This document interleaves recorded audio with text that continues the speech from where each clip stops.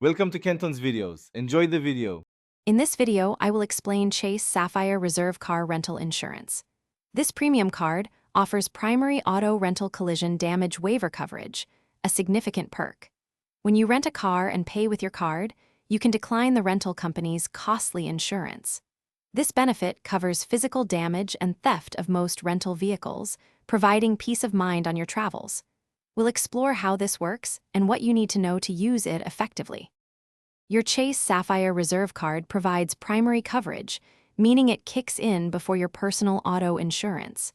This benefit covers up to $75,000 for physical damage or theft of the rental vehicle. However, it's crucial to note exclusions.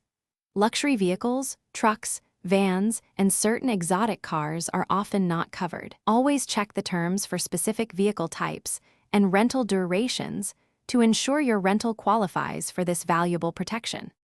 Should an unfortunate incident occur, filing a claim is straightforward. First, always decline the rental company's collision damage waiver. If damage or theft happens, contact the benefits administrator as soon as possible, typically within 60 days. You'll need to provide documentation like your rental agreement, repair estimates, and any police reports. Prompt action and thorough documentation are key to a smooth claims process, ensuring you receive the coverage you're entitled to. To fully leverage your Chase Sapphire Reserve car rental insurance, always pay for the entire rental transaction with your card.